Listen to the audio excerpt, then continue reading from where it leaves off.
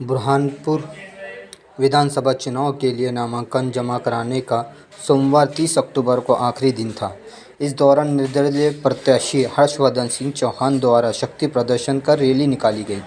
Rally में मौजूद हजारों की संख्या में कार्यकर्ता हर्षवर्धन सिंह चौहान का फोटो चस्पा हुआ मुखौटा पहने नजर आए। मुखौटा पहने कार्यकर्ता ने बोला, हम सब हर्षवर्धन सिंह चौहान हैं। गांधी चौक में शाम 4 बजे सभा हुई, जिसमें हर्षवर्धन चौहान ने कहा, मेरे पिता ने प्रदेश में कितने कार्यकर्ताओं को नेता बनाया, अगर नाम गिनने लगूं तो 2 घंटे लग जाएंगे। अपने पिता का नाम लेते समय हर्षवर्धन चौहान भावुक भी हो गए।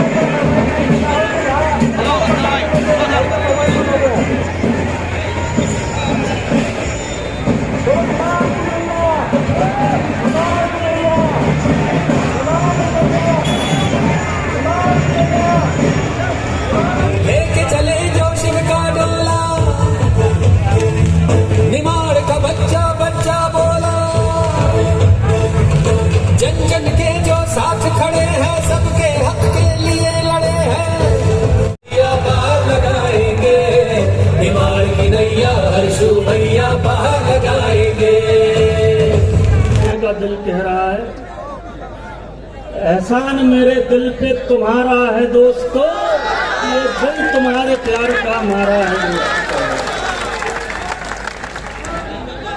ये रैली का आगाज करने का सिर्फ एकमात्र कारण था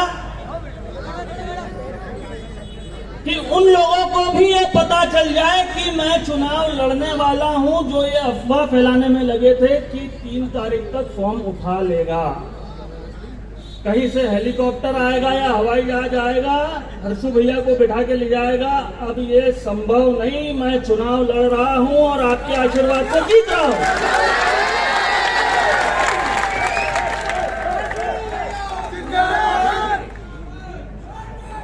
45 साल तक मेरे पूज्य पिताजी ने अपना खून पसीना बहा करके भारतीय जनता पार्टी को यहां खड़ा किया था, पूरे निमाड़ क्षेत्र।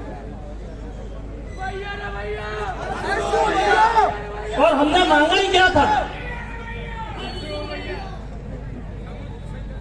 आप लोगों की इच्छा ही क्या थी? सिर्फ यही थी कि उनके स्वर्गवास के बाद में एक परिपाटी चली आती है। नंदू भैया के प्रति इस क्षेत्र की जनता का स्नेह श्रद्धा है, इसलिए यह चाहा गया था कि उनके बेटे को आगे दिया जाए।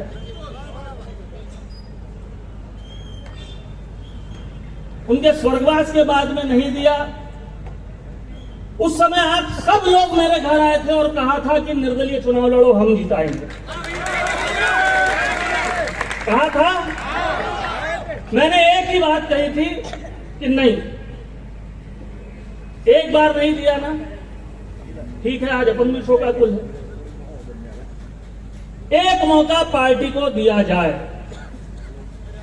दोबारा मेहनत करेंगे। जिनको यह कहना था, जो ये कहते थे कि अनुकंपा नियुक्ति नहीं होगी, हमारे इसमें परिवारवाद नहीं चलेगा, एक ही परिवार के नाम को हम आगे नहीं बढ़ाएंगे, जो कार्यकर्ता बन के काम करेगा उसको टिकट दिया जाएगा। कार्यकर्ता बन के काम किया मैंने, और आज से नहीं कर रहा हूं, 2011 से कर रहा हूं। इस क्षेत्र की जनता मुझे जानती है। आप लोगों के कंधे से कंधा मिलाकर काम किया है। फिर जब दोबारा वही अन्याय हुआ, तब मेरे मन में एक विचार आया कि अब जनता से पूछूंगा, जनता जो कहेगी वो करूंगा, या तो विजय या वीरगति।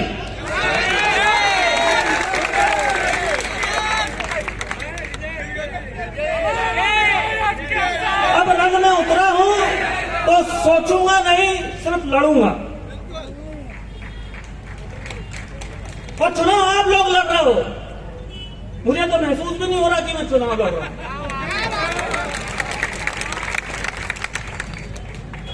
आज जो जन समर्थन, जो रैली यहां पर हमको देखने के लिए मिली, मैं सच कह रहा हूं, इस जिले में एक ही शेर था, स्वर्गीय नंद कुमार सिंह चौहान, जिनकी रैली में इतनी पब्लिक आती थी। और या तो दिल्ली भोपाल से कोई बहुत बड़े नेता आते थे और 15 दिन पहले से उनके आने का प्रोपेगेंडा चलता था, बसें लगाई जाती थी, गाड़ियां लगाई जाती थी, प्रशासन मदद करता था, तब इतने आज एक निर्दलीय के लिए इतने लोग आए हैं। अरे कुछ तो बात रही होगी, यूं ही कोई बेवफा नहीं है।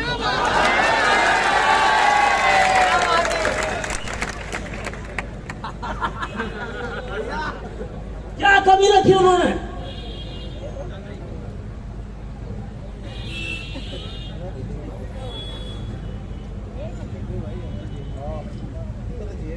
सेवा करते करते दुनिया से चले गए।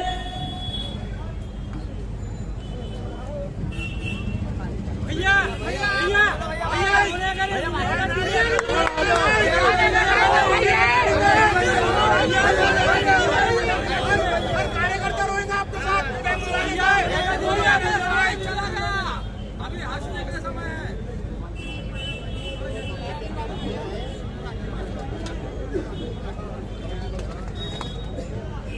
ऐसा नेता हमने खोया है कि लोग तो जीते जी चुनाव उनके गले की हड्डी बन गया।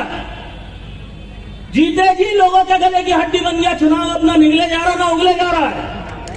टिकट ले आए, अब समझ नहीं पड़ रहा करे तो करे क्या। दो बार रैलियां कैंसिल करना पड़ रही है।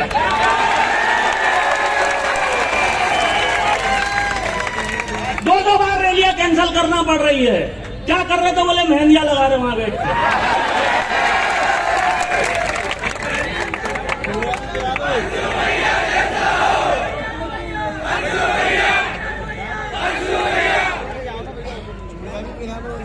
अरे संगठन को नंदू भैया ने अपने खून पसीने से खड़ा किया था, कुछ तो कदर की होती। परिवारवाद की दुहाई देने वालों से मैं पूछता हूं, पड़ोस की विधानसभा में बहन मंजू दीदी को टिकट दिया। पहली बार टिकट दिया 2016 में, स्वर्गीय राजेंद्र दादू जी के स्वर्गवास के बाद में। बड़े अच्छे इंसान थे, बहुत अच्छे नेता थे। जब उनका स्वर्गवास हुआ हम सब भोपाल निवास पर पहुंचे थे। मंजू दीदी को तो पता भी नहीं था कि उसको टिकट दिलाने वाले। पूज्य पिताजी ने हाथ पकड़ के घर से निकाला, बेटी चल तेरे को चुनाव लड़ना है, राजेंद्र दादू का नाम तेरे को आगे बढ़ाना है।